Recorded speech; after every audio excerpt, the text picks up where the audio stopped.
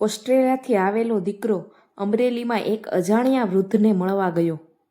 8 વર્ષ પછી નિશાંત ઓસ્ટ્રેલિયાથી પોતાના વતન અમરેલી પાછો આવ્યો હતો. ઘરમાં ખુશીનો માહોલ હતો. મમ્મી વહેલી સવારથી એની પસંદગીનો નાસ્તો બનાવી રહી હતી.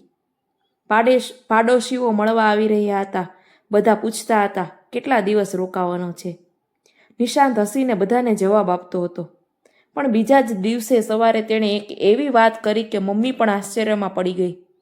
એણે કહ્યું, મમ્મી, આજે મારે એક માણસને મળવા જવું છે. મમ્મીએ પૂછ્યું, કોને? નિશાંતે જવાબ આપ્યો, મને ખબર નથી કે એ મને ઓળખશે કે નહીં, પણ મારે એને શોધવો જ છે.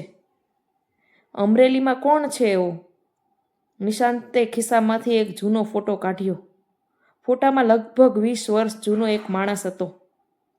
સાદા કપડાં સાથે સફેદ ટોપી અને ચહેરા પર એકદમ સાદું સ્મિત.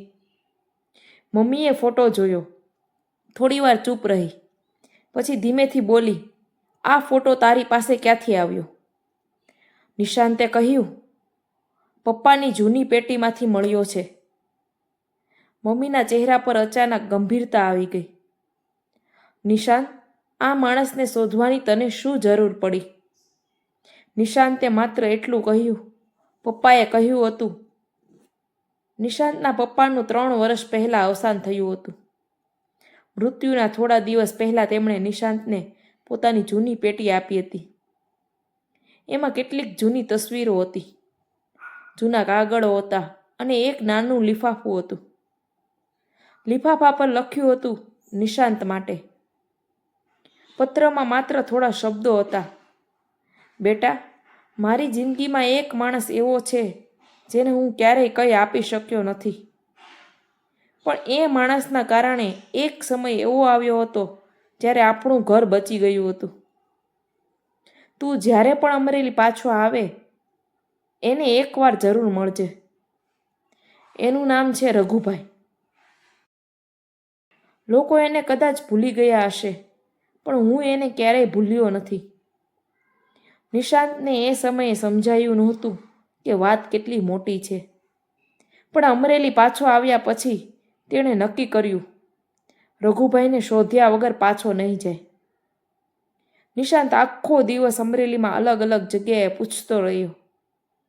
કોઈને ખબર નહોતી. એક વૃદ્ધે કહ્યું, રઘુભાઈ નામના તો ઘણા હશે.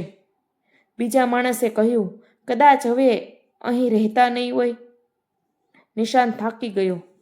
પણ સાંજે એક ચાની લારીવાળાએ માણસે ફોટો જોયો. એણે થોડું વિચારીને કહ્યું, આ માણસ કદાચ શહેરની બહાર ચારીની લારી ચલાવે છે. નિશાંત તરત ત્યાં ગયો. સાંજ પડી રહી હતી. રસ્તાની બાજુમાં એક નાની લારી હતી. 2-3 લોકો ચા પી રહ્યા હતા અને પાછળ એક વૃદ્ધ માણસ ચા બનાવી રહ્યો હતો. નિશાંતે ફોટો હાથમાં લીધો. ફરી વૃદ્ધને જોયો. એ જ ચહેરો. વર્ષોએ ચહેરો બદલી નાખ્યો હતો, પણ આંખો એ જ હતી. નિશાંત થોડા પગલાં આગળ વધ્યો. રઘુભાઈ? વૃદ્ધે માથું ઊંચું કર્યું. હા બેટા. નિશાંત થોડા સમય સુધી કંઈ બોલી શક્યો નહીં. પછી ધીમેથી કહ્યું, હું નિશાંત છું, મનસુખભાઈનો દીકરો. રઘુભાઈના હાથમાંથી ચાનો કપ લગભગ છૂટી ગયો. તેમણે નિશાંતને ધ્યાનથી જોયો. મનસુખભાઈનો દીકરો? નિશાંતે માથું હલાવ્યું. રઘુભાઈની આંખો ભરાઈ ગઈ, પણ તેમણે તરત જ ચહેરા ફેરવી લીધો. તારા પપ્પાને કેમ છે? નિશાંત ચૂપ રહ્યો.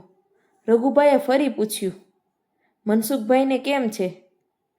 નિશાંતે ધીમેથી કહ્યું, હવે નથી.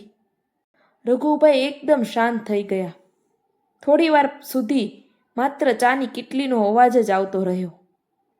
પછી તેમણે આંખો લૂછી, મને ખબર હતી. નિશાંત ચોંકી ગયો. તમને ખબર હતી?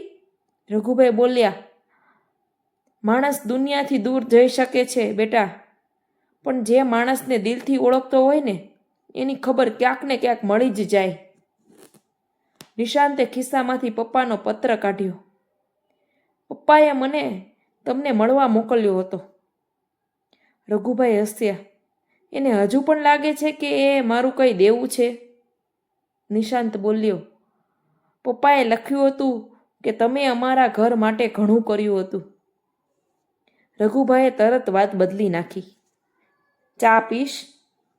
નિશાંત બોલ્યો. મારે ચા નહીં જોઈએ, મારે સત્ય જાણવું છે. રઘુભાઈ થોડા સમય સુધી નિશાંતને જોતા રહ્યા. પછી બાજુમાં રહેલી ખુરશી બતાવી અને કહ્યું, બેસ. રઘુભાઈએ વાત શરૂ કરી.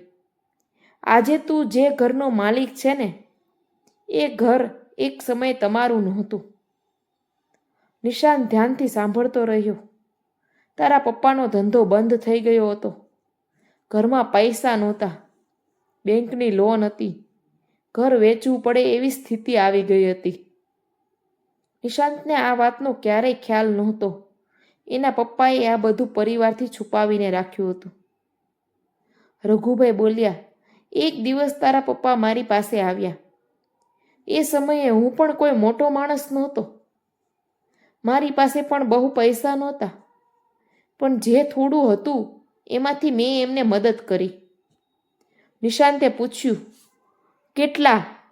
રઘુભાઈ હસ્યા. એ વખતે તારા પપ્પા માટે એ રકમ બહુ મોટી હતી, પણ મારા માટે એ પૈસા નહોતા. થોડી વાર રોકાઈને બોલ્યા. એ માણસને ડૂબતો જોઈને હાથ આગળ વધારવાનો નિર્ણય હતો. નિશાંતની આંખો ભીની થઈ ગઈ. પપ્પાએ તમને પાછા આપ્યા? રઘુભાઈએ માથું હલાવ્યું. ઘણી વાર પ્રયત્ન કર્યો, પણ મેં લીધા નથી. કેમ? રઘુભાઈ હસ્યા.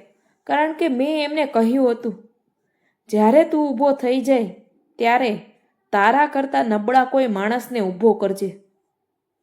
નિશાંત થોડો સમય ચૂપ રહ્યો. પછી બોલ્યો, પપ્પાએ એ વાત પાળી હતી? રઘુભાઈએ એની આંખોમાં જોયું. તું અહીં કેમ આવ્યો છે? નિશાંત કંઈ બોલ્યો નહીં. રઘુભાઈએ કહ્યું, તારા પપ્પાએ મને ક્યારેય પૈસા પાછા આપ્યા નથી, પણ છેલ્લા 20 વર્ષમાં મેં એવા ઘણા લોકો જોયા છે જેમને તારા પપ્પાએ મદદ કરી હતી. કોઈની દીકરીનું ભણતર, કોઈની દવાની સારવાર, કોઈની નાની દુકાન, કોઈની નોકરી. નિશાંતની આંખોમાંથી આંસુ વહેવા લાગ્યા, કારણ કે એને સમજાઈ રહ્યું હતું કે પપ્પાએ આ બધું ક્યારેય ઘરમાં કહ્યું જ નહોતું. નિશાંતે પોતાના બેગમાંથી એક કવર કાઢ્યું. રઘુભાઈ, હું તમારા માટે આ લાવ્યો છું. રઘુભાઈએ કવર જોયું. આ શું છે? પૈસા? રઘુભાઈએ કવર પાછું કરી લીધું. મને નથી જોઈતા. પણ આ તમારું છે. ના બેટા, પપ્પાનું દેવું છે. રઘુભાઈ થોડા કડક સ્વરમાં બોલ્યા. તારા પપ્પા મારું કંઈ દેવું રાખીને ગયા જ નથી. નિશાંત ચોંકી ગયો. તો પછી? રઘુભાઈ બોલ્યા. એણે મને પૈસા પાછા આપ્યા હોત ને તો વાત ત્યાં જ પૂરી થઈ જાત. પણ એણે જે કર્યું એ મારી મદદ કરતાં પણ મોટું હતું. નિશાંત ચૂપ રહ્યો.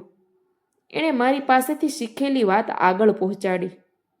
એટલે મારું દેવું તો તારા પપ્પાએ એ દિવસે જ ચૂકવી દીધું હતું. નિશાંત થોડા સમય સુધી રઘુભાઈ સામે જ જોતો રહ્યો. પછી ઊભો થયો. એણે રઘુભાઈને ગળે લગાવી લીધા. રઘુભાઈ પણ ભાવુક થઈ ગયા. નિશાંત બોલ્યો, રઘુભાઈ, હું પૈસા આપવા આવ્યો નહોતો, પણ આજે સમજાયું કે મને પૈસા નહીં, તમારા આશીર્વાદ લેવા આવવાનું હતું. રઘુભાઈએ માથા પર હાથ મૂક્યો. મારા આશીર્વાદની જરૂર નથી બેટા. ફક્ત તારા પપ્પાની વાત ભૂલતો નહીં. નિશાંતે પૂછ્યું, કઈ વાત? રઘુભાઈ હસ્યા. જે દિવસે તું કોઈની મદદ કરે અને સામેનો માણસ તને પાછું કંઈ આપવા માટે આવે ને, તો એને કહી દેજે, મને નહીં, આગળ કોઈને આપજો. અમરેલીથી પાછા જવાના દિવસે નિશાંતે એક કામ કર્યું. એણે રઘુભાઈની જૂની ચાની લારી જોઈ. લારી ખૂબ જ જૂની હતી. છતમાંથી પાણી પડતું હતું. ચાની કિટલી પણ જૂની હતી. નિશાંતે કહ્યું, રઘુભાઈ, આ લારી હવે આવી નહીં રહે. રઘુભાઈ હસ્યા. મારે કંઈ નવું નથી જોઈતું. નિશાંતે કહ્યું, આ તમારું નથી, આ મારા પપ્પાનું અધૂરું કામ છે.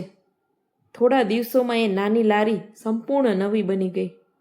પણ નિશાંતે લારી પર પોતાનું નામ કે પપ્પાનું નામ ક્યાંય લખાવ્યું નથી.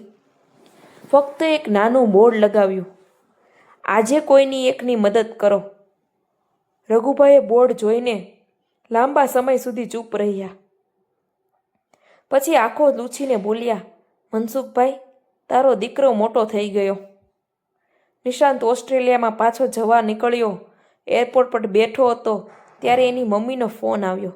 બેટા, રઘુભાઈને શું આપ્યું? નિશાંતે હસીને કહ્યું, કંઈ નહીં મમ્મી. મમ્મી આશ્ચર્યમાં પડી ગઈ. કંઈ નહીં? નિશાંત બોલ્યો.